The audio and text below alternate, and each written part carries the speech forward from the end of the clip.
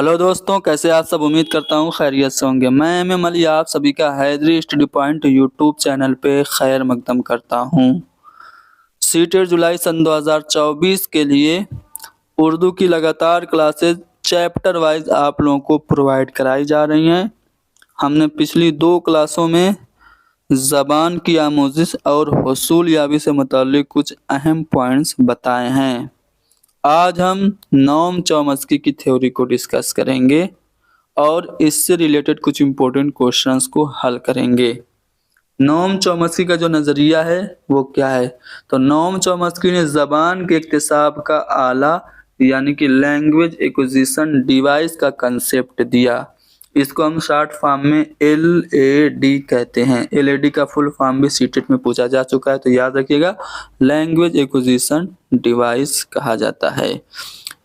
तो इसके मुताबिक दुनिया में आने वाला हर बच्चा अपने दिमाग में एक ख़ास उज़्व लेकर एक डिवाइस लेकर आता है। यही डिवाइस लैंग्वेज एक्विजिशन डिवाइस होता है, यानी कि बच्चे में पैदाइशी तौर से ये सलाहियत मौजूद होती है कि वो अपने आप ज़बान सीख जाए। इसी स्टेटमेंट पे नोम चॉम्स्की की पूरी थ्योरी बेस्ड है, यानी कि नोम चॉम्स्की के मुताबिक बच्चे में ज़बान सीखने की सलाहियत पैदाइशी होती है। बच्चों में भाषा सीखने की क्षमता जन्मजात होती है। ये कथन कई बार सीटेट ने पूछा है। आगे नोम चॉम्स्की कहते हैं कि ज़बान सीखने के बुनियादी उसूल और अज्जा बच्चे में पैदाइशी तौर पे मौजूद होते हैं। पैदाइश के बाद जब बच्चा बोली जाने वाली ज़बान सुनता है तो ज़बान सीखने की सलाहियतें मुतहर्रिक हो जाती है, यानी कि जब बच्चा पैदा होता है और वो अपनी मादरी ज़बान सीखता है तो उसके माइंड में जो लैंग्वेज एक्विजिशन डिवाइस पहले से फिट था वो एक्टिव हो जाता है और कुछ अरसा में बच्चे का दिमाग बोली जाने वाली ज़बान की पेचीदगी को, यानी जो उसमें क्या बोलते हैं कम्प्लेक्सिटी है और जो उसका स्ट्रक्चर है उसको बच्चा समझने लगता है और फिर बच्चा वो ज़बान को अपने आप बोलना शुरू कर देता है। इसीलिए चॉम्स्की कहते हैं कि बच्चों में ज़बान सीखने की सलाहियत पैदाइशी होती है। चॉम्स्की का कहना है कि ज़बान का फितरी सॉफ्टवेयर या कवायद फितरी तौर पर बच्चे के दिमाग में होता है। एक सॉफ्टवेयर बच्चे के दिमाग में होता है पहले से। इसी सॉफ्टवेयर को इन्होंने यूनिवर्सल ग्रामर, सार्वभौमिक व्याकरण या फिर आलमगीर कवायद का नाम दिया। ये भी पूछा जा चुका है कि आलमगीर कवायद का कंसेप्ट किसने दिया था, चॉम्स्की ने ही दिया था। माहौलियाती राब्ता आलमगीर कवायद को बेदार करता है और इस बेदारी के नतीजे में इंसान कोई भी ज़बान सीख सकता है बशर्ते कि उसे ज़बान सीखने के मुनासिब मौके मिले। यानी कि जो आपका इंटरेक्शन है, माहौली राब्ता है, उसकी वजह से आपका यूनिवर्सल ग्रामर एक्टिव होता है और जब यूनिवर्सल ग्रामर आपका एक्टिव हो जाता है तो आप कोई भी ज़बान सीख लेंगे। शर्त यह है कि आपको उस ज़बान को ज़्यादा से ज़्यादा सुनने का, इस्तेमाल करने का मौका मिले। तो चॉम्स्की की थ्योरी आपने जान ली। चलिए अब हम पियाजे की थ्योरी को डिस्कस करते हैं। पियाजे की थ्योरी का नाम क्या है, कॉग्निटिव डेवलपमेंट थ्योरी, यानी कि आप इसे कह सकते हैं इदराकी नशो नुमा का नज़रिया। स्विट्ज़रलैंड के रहने वाले थे, माहिर नफ्सियात थे, जीन पियाजे। इनके मुताबिक बच्चे इल्म की तश्कील खुद से करते हैं, यानी कि स्टूडेंट्स जो हैं, जो चिल्ड्रेन हैं, वो नॉलेज को खुद से कंस्ट्रक्ट करते हैं, क्रिएट करते हैं। ज्ञान का सृजन बच्चे स्वयं करते हैं और इन्होंने बच्चे को नन्हा साइंसदान यानी कि लिटिल साइंटिस्ट बताया। पियाजे ने माना कि इदराकी नशोनुमा की यानी कि कॉग्निटिव डेवलपमेंट जो होता है ज़बान से ये आज़ाद होता है, यानी कि ये लैंग्वेज की वजह से नहीं होता है बल्कि फ़िक्र जो है, जो हमारे थॉट्स होते हैं वो ज़बान का तयन करते हैं। तो इदराकी नशोनुमा ज़बान से आज़ाद है और फ़िक्र ज़बान का तयन करते हैं।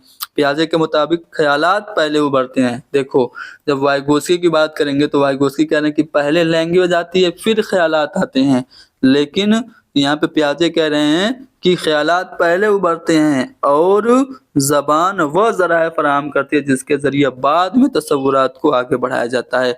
यानी कि पहले ख्यालात फिर ज़बान, ये पियाजे का मानना है। वो इस बात पर जोर देते हैं, पियाजे इस बात पर जोर देते हैं कि फ़िक्र न सिर्फ ज़बान का तय्युन करती है बल्कि इसे बेहतर बनाती है। तो ये पॉइंट भी आपको याद रखना है, जो कहते हैं सीटेट में पूछा है। पियाजे ने इदराकी नशोनुमा का नजरिया यानी कि कॉग्निटिव डेवलपमेंट थ्योरी, जिसे हम संज्ञानात्मक विकास का सिद्धांत कहते हैं, दिया, जिसमें उन्होंने इदराकी नशोनुमा के 4 दौर बताए। पहला दौर इन्होंने बताया हिस्सी व हरकाती दौर, जिसे हम सेंसरी मोटर यानी कि संवेदीय पेशी अवस्था कहते हैं। ये 0 से 2 साल यानी पैदाइश से 2 साल तक होता है। इस दौर में बच्चा कुव्वते हिस्स से यानी कि अपने सेंसर से, अपने इंद्रियों से जानकारी हासिल करता है। चीज़ों को देख कर, सूंघ कर, छू कर उसके बारे में जानता है। छोटे छोटे अल्फाज माँ, पा, बा बोलने लगता है। जानने वालों को देख कर मुस्कुराता है, अजनबियों को देख के डर जाता है। ठीक है, ये सभी चीज़ें सेंसरी मोटर में होती है। जब बच्चा सेंसरी मोटर में ही रहता है, 18 से 24 साल, 18 से 24 महीने का उसका सन होता है, यानी कि 1.5 से 2 साल के बीच में बच्चे में ऑब्जेक्ट स्टेबिलिटी आ जाती है, वस्तु अस्थायित्व। ये पूछा जाता है वस्तु अस्थायित्व बच्चे में कब आता है? तो जब बच्चा 18 से 24 महीने का होता है, यानी सेंसरी मोटर में ही बच्चे में ऑब्जेक्ट स्टेबिलिटी आ जाती है। ठीक है, ऑब्जेक्ट स्टेबिलिटी क्या होती है? मान लीजिए कि आपने बच्चे को गेंद दिखाया और गेंद उसको छुपा लिया, तो वो आएगा पीछे आपके, ढूंढेगा गेंद, यानी कि उसको पता है कि अगर गेंद है तो वो भले ही मेरे नज़र के सामने नहीं है, लेकिन वो मौजूद है। मेरे नज़र के सामने भले ही नहीं है, कहीं ना कहीं मौजूद ज़रूर है। लेकिन जब 18 महीने से कम का रहता है, छोटे बच्चे होते हैं, गेंद ऐसे है, ऐसे करके आप उसको फेंकने का ऐसा नाटक करते हैं, छुपा लेते हैं, तो वो ऐसे रोने लगता है, उसको लगता है कि गेंद गायब हो गई। आप अपना चेहरा छुपा लेते हैं तो वो रोने लगता है, उनको लगता है कि हमारी मम्मी या फिर हमारे पापा हैं नहीं। लेकिन जब बच्चे में ऑब्जेक्ट स्टेबिलिटी आ जाती है, जब आप अपना छुपाएंगे हाथ से अपना चेहरा, तो वो आके आपका हाथ हटाएगा और जानेगा कि हाँ चेहरा पीछे है हाथ के। तो ये जब बच्चे में ऑब्जेक्ट स्टेबिलिटी आ जाती है तो ऐसे गुण आ जाते हैं।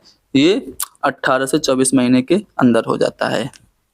उसके बाद जो दूसरा स्टेज बताया कॉग्निटिव डेवलपमेंट का पियाजे ने, वो बताया प्री ऑपरेशनल स्टेज, जिसको हम इब्तिदाई तजर्बात का दौर कहते हैं। इस दौर में बच्चा क्यों, कैसे जैसे सवालात करने लगता है, यानी कि कोई काम अगर हो रहा है तो क्यों हो रहा है, ये पंखा अगर घूम रहा है तो क्यों घूम रहा है। ठीक है, इस तरह की चीज़ें उसमें आ जाती हैं। और ये बच्चा जो होता है कितने एज में होता है?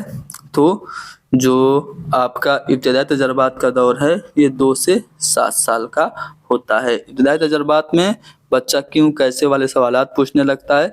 इस दौर में बच्चा तकलीदी सलाहियत का यानी कि अनुकरण करने का काम करता है। और इस दौर में बच्चा सिर्फ अपनी ज़रूरियात की फिक्र करता है, यानी कि ईगो सेंट्रिक होता है। उसको क्या चाहिए? उसको चॉकलेट चाहिए तो चाहिए। ठीक है, दूसरों के मुतालिक वो कम सोचता है। उसके बाद जो तीसरा दौर इन्होंने बताया वो बताया ठोस तजर्बात का दौर।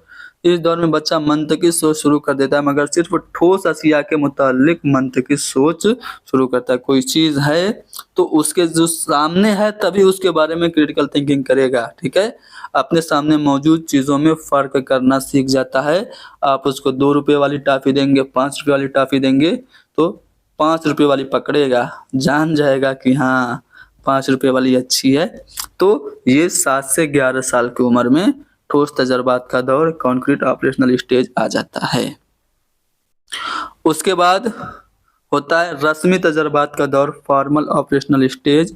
इस दौर में बच्चा मुजर्रद अशिया के मुतालिक यानी कि एब्स्ट्रैक्ट जो चीज़ें हैं, जो अमूर्त चीज़ें जो उसके सामने मौजूद नहीं है, उसके बारे में भी मंतकी सोच रखने लगता है। रूह क्या है, ठीक है, ये सब चीज़ें वो सोचने लगता है और उसका दिमाग बहुत बढ़ जाता है, वो विस्तृत सोच उसमें आ जाती है। इस दौर में दिमागी सलाहियत मुकम्मल हो जाती है। इस दौर में तसव्वुरी सोच तरक्की कर चुकी होती है, विस्तृत चिंतन बच्चा करने लगता है फॉर्मल ऑपरेशनल स्टेज में, यानी कि जो हमारा है औपचारिक संक्रियात्मक अवस्था उसमें।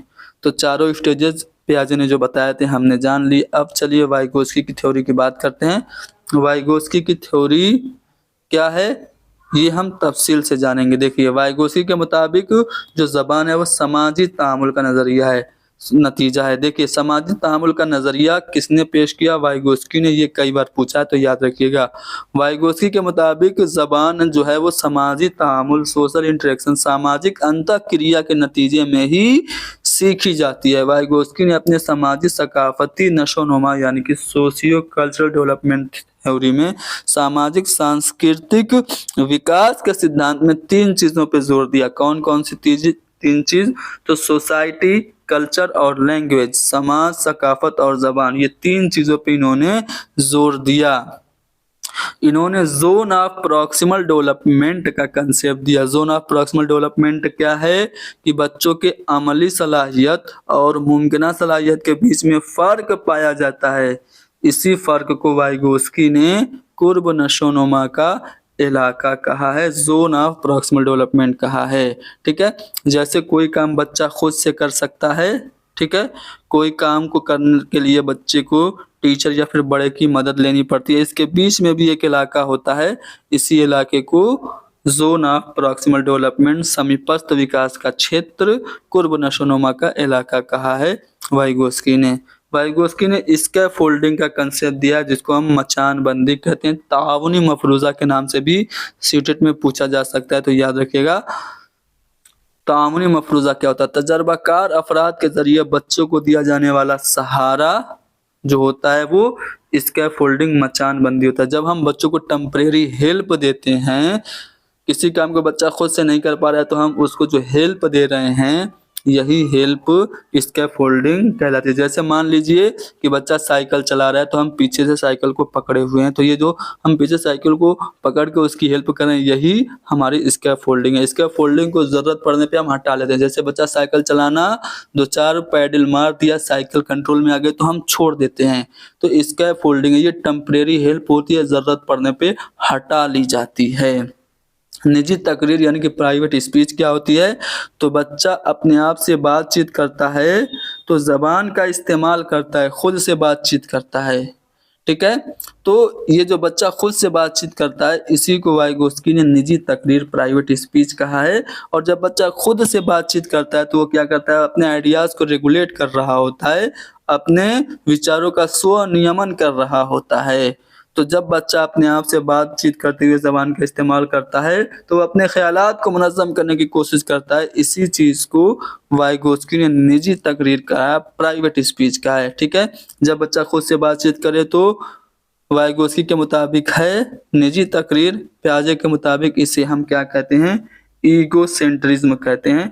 ईगोसेंट्रिज्म बोले तो उर्दू में अनायत कहते हैं। ठीक है, चलो अब हम बंडूरा के बारे में थोड़ा सा जान लेते हैं। बंडूरा के नज़रिया के मुताबिक बच्चे की नशोनुमा मॉडल के बर्ताव के मुशाहिदे पे और तकलीद पे मुनहसिर है।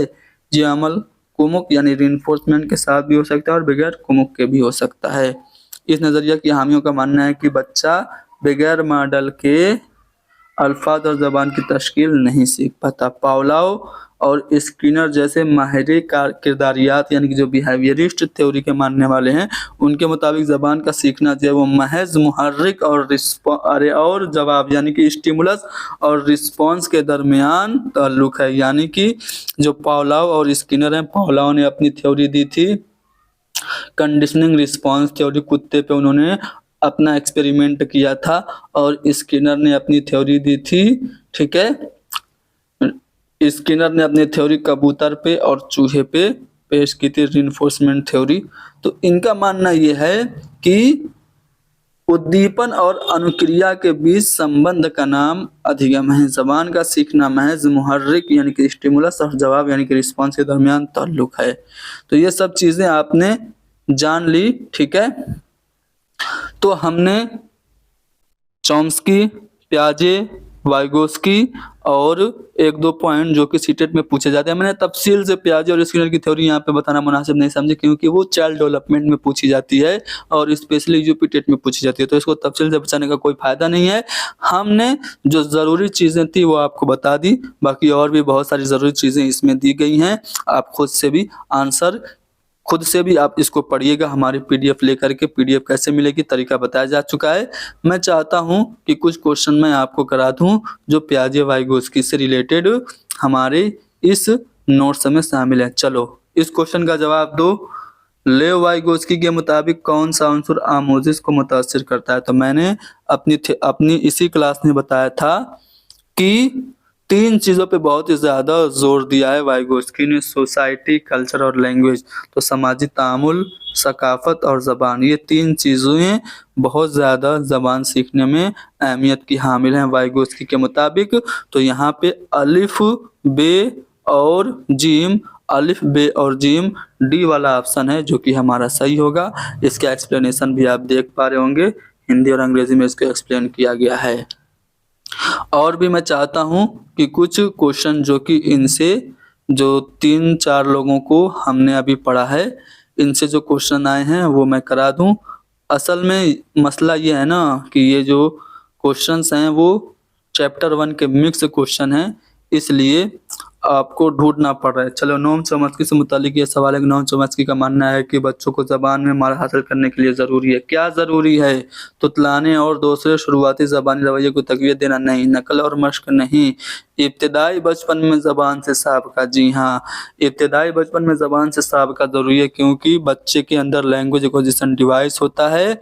बच्चा अपने आप ज़बान सीखता है, तो कैसे सीखेगा? जब उसको ज़बान मिलेगी तभी तो सीखेगा। तो सी वाला ऑप्शन हमारा सही है। ठीक है, और भी सवालात हैं। देखो, वाइगोत्स्की के नज़रिया पर मबनी तामीर पसंद क्लासरूम में ज़्यादा तजर्बाकार उस्ताद आमोजगारों को डैश फराहम करने में एक रहनुमा फरीज़ा अंजाम देते हैं। तो वाइगोत्स्की सोशल इंटरेक्शन की बात करते हैं। तो सोशल इंटरेक्शन कैसे होगा? जब बच्चे आपस में मोटिवेट रहेंगे, यानी वाइगोत्स्की के नज़रिया पर मबनी तामीर पसंद क्लासरूम में तजर्बाकार उस्ताद आमोजगारों को तरगीब फराहम करने में, मोटिवेशन फराहम करने में एक रहनुमा फरीज़ा अंजाम देता है। तो यहाँ पे तरगीब हमारा सही जवाब होगा। और भी बहुत सारे सवालात हैं, आप लोग खुद से इनको कीजिएगा। आप हमारी इस पीडीएफ को हासिल कर लीजिए। ठीक है, नोम चॉम्स्की की गहरी साख्तों का मतलब है कि ये एक क्या है? नोम चॉम्स्की की गहरी साख्तों का मतलब क्या? ये एक मुंतकिल होने वाले ग्रामर के जरिए मुतकाबली लिसानियात की दिलचस्पी बढ़ाना है, या फिर उर्दू ज़बान में आम तौर पर पसंद की जाने वाली ज़बान है, या फिर तमाम ज़बानों की एक ग्रामर है, इसकी अंदरूनी साख्त एक है और ज़ाहिरी तौर पर अलग अलग नज़र आती है, या फिर ग्रामर के उसूल सीखने के लिए गहरा मुतालिया। तो नोम चॉम्स्की की गहरी साख्तों का मतलब यह है कि तमाम ज़बानों का एक ग्रामर है, इनकी अंदरूनी एक साख्त होती है और वो ज़ाहिरी तौर पर अलग अलग नज़र आती है। तो सी वाला ऑप्शन हमारा करेक्ट होगा। देखिए ऑप्शन सी यहाँ पे सही है। नोम चॉम्स्की की थ्योरी के बारे में चीज़ें भी बताई गई हैं। ठीक है ना? तो आप लोग इस पीडीएफ को ले लीजिएगा। कैसे हासिल करेंगे? आपको हमें व्हाट्सअप करना पड़ेगा। आप हमें व्हाट्सअप करेंगे 7275549890 पे, तो हम आपको सैंपल भेजेंगे। सैंपल में सारी डिटेल्स दी गई होंगी, हमारा गूगल पे, फ़ोन पे का QR कोड भी होगा, UPI ID भी होगी। उस पर आप हमें 149 रुपया पे कर देंगे तो आपको सारे नोट्स, 12 चैप्टर हैं हमारे, सारे नोट्स मिल जाएंगे। साथ ही साथ चैप्टर खत्म होने के बाद प्रीवियस ईयर क्वेश्चन भी हैं। ठीक है, वो सब आपको मिलेंगे। बच्चे में ज़बान सीखने की कुव्वत पैदाइशी होती है, यानी बच्चे ज़बान सीखने की कुव्वत लेकर पैदा होते हैं। ये कॉल किसका? तो अभी आपने पढ़ा नोम चॉम्स्की का है। और देखते हैं जो हमने पढ़ा उनसे सवालात हैं कि नहीं हैं। सवालात तो बहुत सारे हैं, बस ढूंढना पड़ेगा, मसला ये है। चलो आप लोग इस पीडीएफ को ले लीजिएगा, खुद ढूंढिएगा और हल कीजिएगा। ठीक है ना?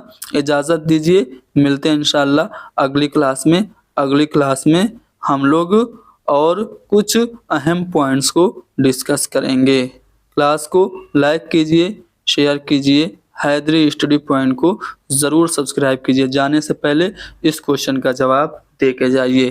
तमाम बच्चे ज़बान सीखने की एक फितरी सलाहियत के साथ पैदा होते हैं जो मुश्तमिल है, किस पर मुश्तमिल होती है? यूनिवर्सल ग्रामर पर। यूनिवर्सल ग्रामर आप देखेंगे तो यहाँ पे यूनिवर्सल ग्रामर आलमगीर तरीक़ेकार नहीं होगा, आलमगीर लफ्ज़ियात नहीं होगा, आलमगीर कवायद पर मुनासिर होती हैं, यानी कि सी वाला ऑप्शन हमारा करेक्ट होगा। एक्सप्लेनेशन यहाँ पे आपको देखने को मिल रही है। तो मिलते हैं अगली क्लास में। Thank you very much.